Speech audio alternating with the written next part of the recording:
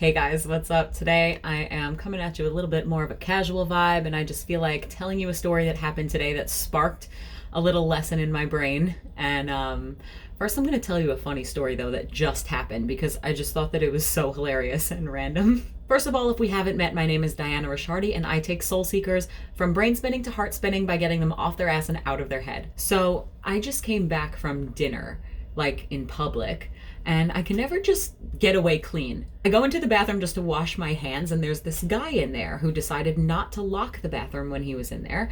And my meal is sitting on the table. I just wanted to go quickly wash my hands, so I'm like, okay, 30 seconds, I'll be right back. This guy is in there washing his hands. I'm standing outside the door for like 5 full minutes. I'm like, what is he doing? He was washing his hands before I got in there. How long are you washing your hands for, sir? Has this virus moved everyone towards some weird 7-minute hand washing ritual that I have yet to discover? So like 12 and a half minutes later, the guy comes out of the bathroom and he's like, oh, I'm so sorry about that. And I'm just like, what part, dude? But anyway, okay, the real story. So weeks ago, I went to a show in Brooklyn with my friend, and we're watching my other friend's show, right? So we're in the audience. It's an intimate space. You sit on the floor. It's like this really cool little room. Here's my friend back here to my left going, oh, it hurts. This hurts. Shit. I can't stay here. I'm like, what the fuck is wrong with you? He's like, I can't stay here. He's like, my legs, dude. I'm like, what's wrong with your legs? I'm thinking there's some huge issue. Like, what is happening, right? So it even got to the point that the performance ended and he's like, I gotta leave. He's like, I don't feel well. Like, I'm like, okay. So I said bye to my friends and we left. And I really didn't like question. I'm like, all right, he's in pain. I'm not going to question it. We're going to leave. So I text him again today and I'm like, yo, there's this really great show at the same place. You should meet me there. And he says, I don't think my legs can handle any more pain. I'm like, you're associating this place with leg pain because one time you didn't feel comfortable the way that you were sitting. Like, what was the real issue? So then finally he tells me that the issue was that he was feeling socially anxious and a little paranoid, and he didn't want to stand up and make a spectacle of himself in the crowd because all he had to do to feel better was to go back and stand in the back of the room. That's why I'm like, why the fuck won't you just stand in the back of the room? Like, just go. We think that the hard part is being outside of our comfort zone when the hard thing is actually staying in your comfort zone. It's hurting you. It might actually be killing you on a scale that you can't even measure yet. And here's my friend with severe leg pain just choosing the leg pain over making a spectacle of himself, when really, would that have made a spectacle of him in the moment? No, it was all in his head. He created this false reality that never even happened, and that never would have happened had he just moved to the back of the room and been more comfortable. So how many other things are we doing this with? Staying in our comfort zone, using comfortability, using the illusion of comfortability to make yourself feel better, when what really would have made you feel better is actually stepping outside of your comfort zone. It's just scary because it's unknown.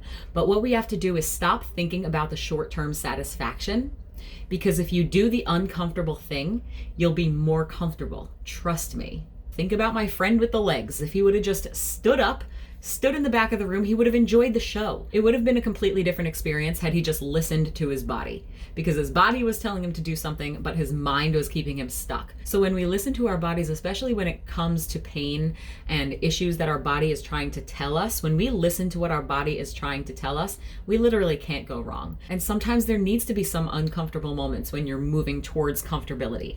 And that's okay. Not sometimes, probably always. There's always going to be uncomfortable moments when you're moving towards your goals, towards comfortability, towards what makes you feel good, especially if it's outside of your comfort zone. But what we have to remember in these moments is that our comfortability literally lies right past the uncomfortability, right past it.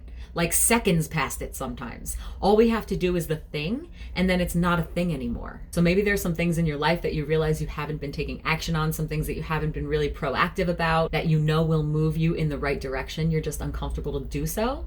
And a lot of that comes from just overcoming our fear, getting this fuck it attitude, getting this screw what everybody else thinks attitude. And how do you get that? How do you obtain that? How do you move from I care what people think, I don't want people looking at me, moving towards fuck it, I don't give a shit. We crush our fear, we crush our anxious thoughts, and believe me, I've felt like that person before. I have been in that situation where I did not want to draw attention to myself because I was feeling a certain type of way, or I didn't want people to look at me because I felt silly, or I felt just like not part of the crowd or something. And what was funny was that I kind of was feeling a little out of place that night because I came in late. And then all of that got squashed because my friend randomly pointed to me and had me come up at the mic and say 3 nice things about the performance. So I was put on the spot. I was literally dragged out of my comfort zone. And in that moment, I felt great. I felt great standing up there. And then I saw the video and I was like, oh, I got to have a moment with my friend. Like, they know that I'm not a freaking weirdo who like has no concept of, I don't know. I mean, whatever somebody doesn't have a concept of, who rings the doorbell in the middle of a fucking performance. Sorry. How do we crush these anxious thoughts and move from stuck to actually doing the thing? That's crushing our fears. That's crushing the foundation of the very first time that we experienced something that said, that didn't make you feel that good. That made you feel maybe a little embarrassed, or that made you feel maybe a little bit made fun of. And then our brain goes, nope, not doing that thing anymore. Don't want to be noticed. Don't want to be in control of, like leading a room or leading a group of people. I just want to remain in the back, remain, incognito. That's where this comes from our fears as a child, from when we were told don't do that as a child, or when you did something and it didn't turn out so good. But why are you letting your childhood dictate your adulthood? Why are you letting your past affect your future this much, to the point where it can literally change future outcomes? If you don't go up to the person, if you don't do the thing, if you don't do the thing that makes you feel good, that might take another opportunity away from you, because this is how manifestation works. You think of the thing and then you energetically align, and then it's placed in front of you, sometimes not in black and white, sometimes just the ingredients is placed in front of you,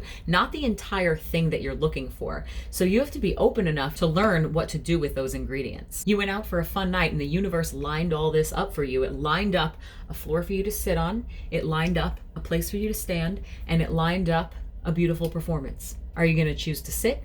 Are you going to choose to stand? Or are you going to choose to perform? Choose to do the thing. Take action. And how do we do that? By crushing our fears and our anxious thoughts.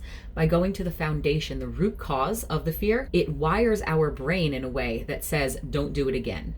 Even though that thing could be super simple. You owe it to yourself to get out of your comfort zone and into your version of reality that you crave. I can't wait to hear from you guys what this video sparked, what came up from it, and maybe ways that you are living in your comfort zone a little bit that you may not have even realized it, because it's so normal to stay in our comfort zone. It's so normal just to say, I'm going to keep living my life the way I'm living because it's working for me, right? But is it really working for you? How well is it working for you? Because if it was working for you, you would have everything that you crave. Again, my name is Diana Ricciardi. You can find me at Return to Saturn on Instagram, and you can find my Return to Saturn workbook on Amazon. Thank you so much for listening, and I will talk to you soon.